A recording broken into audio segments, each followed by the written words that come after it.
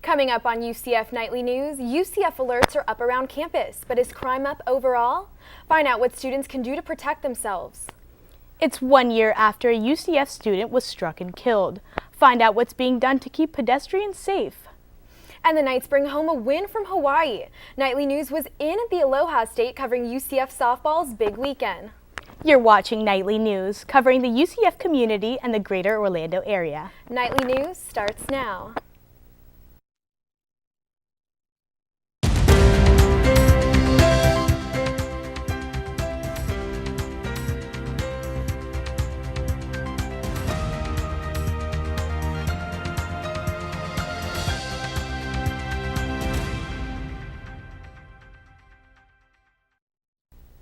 Good afternoon and welcome to Nightly News. I'm Stephanie Muniz. And I'm Natalie Pellicetti. Today is Friday, February 27th.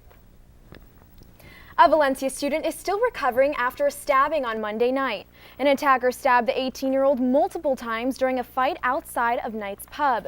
The victim was taken to Orlando Regional Medical in critical condition. The Orange County Sheriff's Office is still searching for the suspect. However, UCF PD says crime in Orlando is on the decline. The recent rise in UCF alerts have some worried about their safety. Reporter Chad Irwin tells us what students can do to stay safe. Any UCF student with a cell phone knows that there were an abundance of UCF alerts sent out in the past few weeks. But is crime actually on the rise? A burglary at Northview, armed robberies at Del Taco and Subway, and most recently a stabbing at Knight's Pub. All of this happening in the past 2 weeks. This recent barrage of crime has some students thinking twice before going out.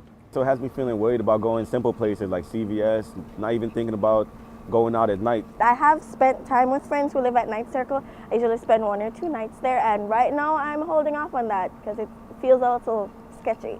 UCF Alert says it sends out notifications when something has a direct concern with student safety. And 14 of those alerts were sent in just the first 2 months of this semester. Compare that with last fall, where only 3 alerts were sent in the same amount of time. Officer Peter Stevens of UCF PD says a lot of these crimes could have been prevented. Students should realize that the real world just off campus has lots of moving parts. People are committing crimes out there, and you do make yourself an easy target if you're not security aware. So take the time to pay attention to your surroundings, take the time to lock your doors, and pay attention to what's going on around you. Now, the number of UCF alerts is up, but Officer Stevens says overall, crime in Orlando is going down. It's just these crimes have happened a little closer to campus. Reporting in Orlando, Chad Irwin, UCF Nightly News. Orange County says that they've arrested a suspect in the 2 armed robberies at Del Taco and Subway. UCF police still recommend students stay in groups when going out. It was 1 year ago this week since UCF student Brooke Dawkins' fatal accident near campus. Dawkins, a Kappa Delta at UCF, was hit and struck by a truck while crossing Alafaya Trail and Gemini Boulevard. She died in the hospital 10 days later. We told you last week how family and friends are honoring her memory. Now those who knew her say they are still waiting for answers on improving pedestrian safety around campus. Just protect the students and make us feel safe that we can walk to and from class and not be worried about these accidents that keep on happening. Florida Highway Patrol records show in the last 5 years there were 33 crashes involving pedestrians around campus. 6 of those crashes, including Brooks, were fatal. Reporter Devin Cafaro tells us what student government and Orange County officials are doing to make the roads safer. Imagine, instead of waiting for the signal to walk across Alafaya University, you went over the intersection on a pedestrian bridge. Student government officials ran for office on that very same idea, but now a year later, this intersection is still the same. There were signs, tweets, and even spoken promises in the Nightly News presidential debate. When we thought about this and put it on the platform, it wasn't something like we were just trying to slap a platform point on there and put our name on it. But now, almost a year later, progress on the pedestrian bridge is at a standstill. It was kind of a rough reality to see all the processes that we have to go through. Bays originally planned to lobby on the state, county, and city levels to convince lawmakers to fund the project. Records show SGA spent more than $60,000 on the Gray Robinson lobbying firm so far this fiscal year.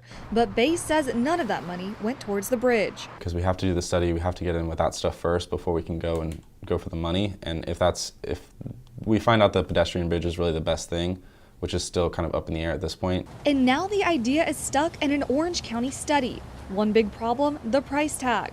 The Florida Department of Transportation estimates a bridge will cost almost $10 million to build. And that's not all county officials are worried about. There needs to be enough land, it needs to be in the right location, and we need to be able to funnel a significant number of pedestrians through that structure to make it a success. The pedestrian bridge is really what we saw at the time as the best thing to advocate for.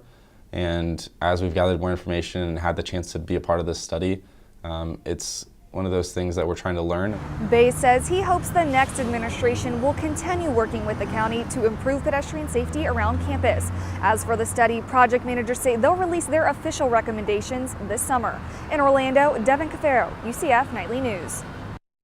Orange County's officials say they are also considering adding more lights and revamping the crosswalks around campus. Nightly News will keep you updated on what they decide. Many people rehome pets for free on Craigslist in the hopes their pet will be adopted. But Examiner.com says many of these animals end up in anything but a good home. Craigslist doesn't allow people to sell animals online. However, you can ask for a small rehoming fee. Judy Cerullo runs Pet Rescue by Judy here in Central Florida, and she says many of these pets given away for free on Craigslist face a very rough life. So it's really dangerous, and a lot of times in these free to good homes, in Craigslist, they end up in research labs, they end up in rings, fighting rings. It doesn't cost anyone something, then they sell it to somebody else to make money. A petition online aims to get Craigslist to only allow registered shelters and rescues to find them homes. 400,000 people have already signed the petitions. Last week, we told you about a new plan to move TSA out of the Orlando International Airport. The airport committee is considering the switch after several customer service complaints and issues with management. The biggest concern, however, was safety. Nightly News caught up with Congressman John Mica at the airport, and he says private security could have advantages.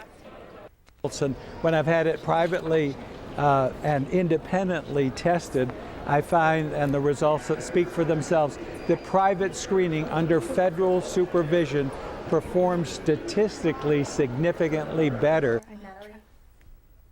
He says plenty of airports have made the switch, including large airports like San Francisco. With this weather going on lately, I'm not looking to travel anytime soon. I know, I was actually planning on traveling to New York for my birthday this weekend, but because of weather, I don't think I'm going to go. Natalie, what can you tell us? Well, happy birthday, Natalie. But I've actually got some good news for you. If you're planning to leave out of Orlando, you should be all right as long as you're not going towards the northeast, like middle, like Boston, Massachusetts, that area.